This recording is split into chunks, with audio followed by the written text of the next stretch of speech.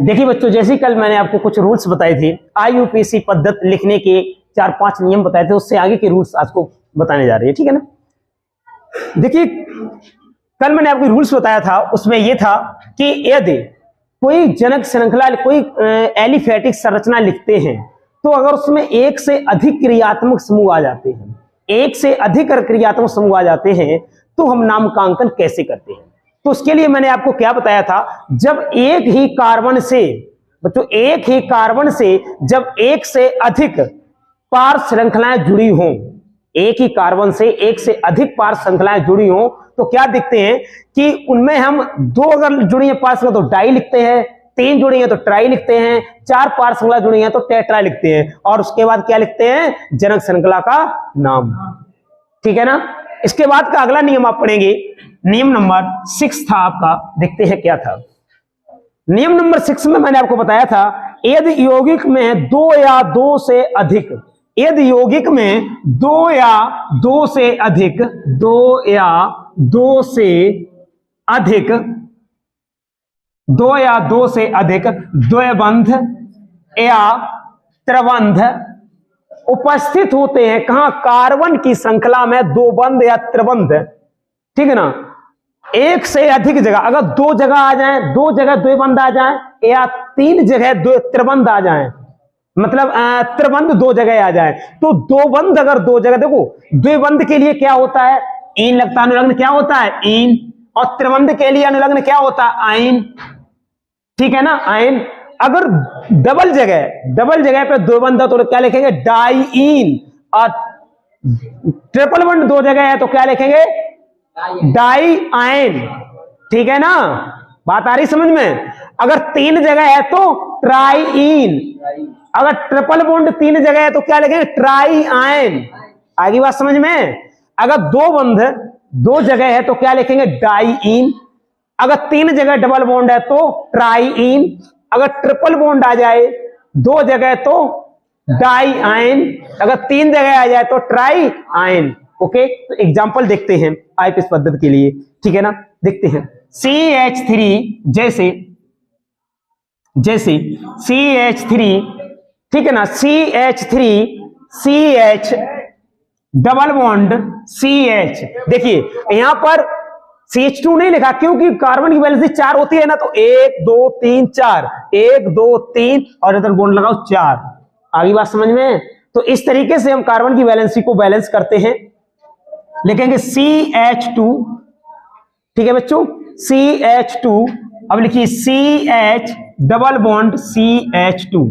अब यहां देखिए आप, इस संरचना में आपको 2 जगह डबल बॉन्ड दिख रहा है, 2 जगह डबल बॉन्ड दिख रहा है, ठीक है ना। जब 2 जगह डबल बॉन्ड दिख रहा है बच्चों, तो इसका नामकांकन कैसे करेंगे, देखिए अंकन, सबसे पहली बात है इसका अंकन कैसे करेंगे, जिधर से डबल बॉन्ड नजदीक पड़े, जिधर से डबल बॉन्ड नजदीक पड़े उधर से अंकन करिए। अगर मैं लिखे 1 2 3 4 5 6, ये अंकन गलत है। यहां से देखें तो दूसरे कार्बन से डबल बॉन्ड है, ये पीछे से देखें तो पहले कार्बन पर डबल बॉन्ड है, तो अंकन कौन सा सही होगा, 1 2 3 4 5 6। तो बच्चों बताइए अंकन आगे से सही रहेगा पीछे से, गुड, पीछे से बिल्कुल सही है।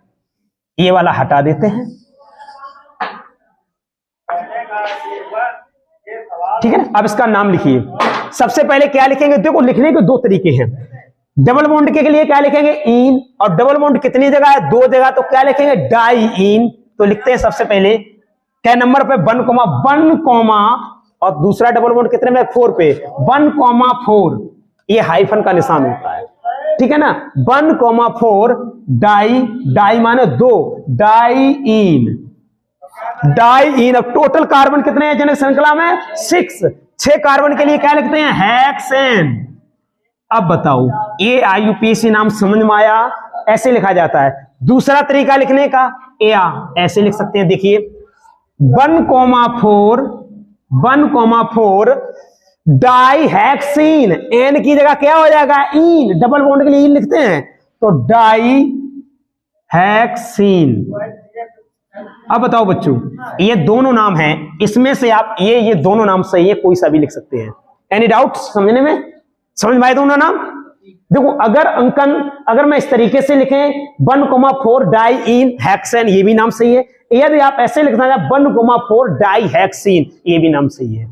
दो तरीके होते हैं लिखने के। क्लियर समझ में आया? अब आगे नेक्स्ट रूल लिखिए, नियम नंबर नेक्स्ट, जो भी आपका हो नंबर ही डाल लेना। देखिए अगला नियम लिखिए बच्चों सभी लोग, यदि कार्बनिक यौगिक में, देखो यदि कार्बनिक यौगिक में, सभी लोग लिखें, यदि कार्बनिक यौगिक में, कार्बनिक यौगिक में, यदि कार्बनिक यौगिक में पार्श्व श्रृंखला, कार्बनिक यौगिक में पार्श्व श्रृंखला, पार्श्व श्रृंखला के साथ साथ, कार्बनिक यौगिक में पार्श्व श्रृंखला के साथ साथ, पार्श्व श्रृंखला के साथ साथ क्रियात्मक समूह भी उपस्थित हो, पार्श्व श्रृंखला के साथ साथ क्रियात्मक समूह भी उपस्थित हो, पार्श्व श्रृंखला के साथ साथ क्रियात्मक समूह भी उपस्थित हो, तो कार्बन परमाणुओं का अंकन, तो कार्बन परमाणुओं का अंकन,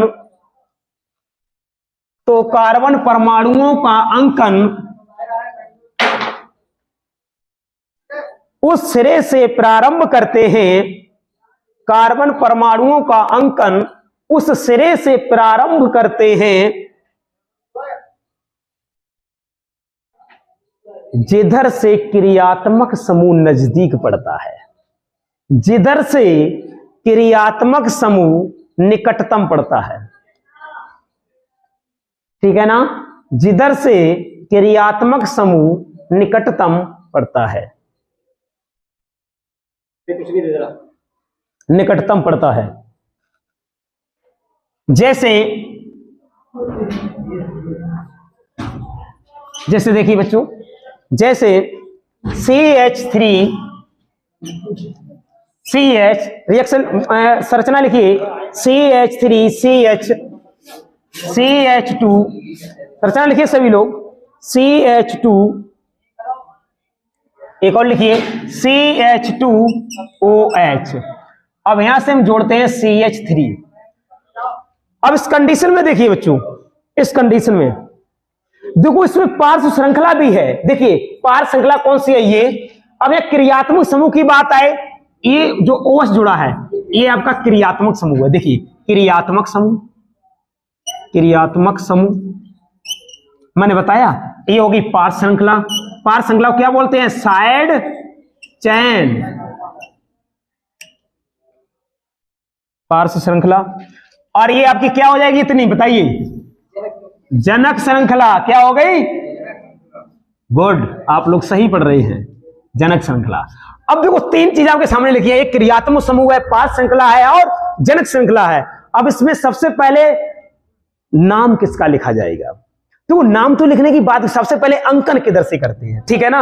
अब बात यह सब क्रियात्मक समूह जिधर नजदीक उधर से अंकन करें या पार्श्व श्रृंखला। अगर क्रियात्मक समूह जब नहीं होता है तो हम अंकन किधर करते हैं? जिधर से पार्श्व श्रृंखला नजदीक पड़ती है ना। जिधर से पार्श्व श्रृंखला नजदीक पड़ती है उधर से अंकन करते हैं। लेकिन जब क्रियात्मक समूह भी पार्श्व श्रृंखला के साथ साथ एक ही संरचना में आ जाए तो क्या होगा पता है? तो हम अंकन उधर से करते हैं जिधर से क्रियात्मक समूह नजदीक पड़ता है। तो क्रियात्मक समूह कौन है इसमें? देखो OH कौन है?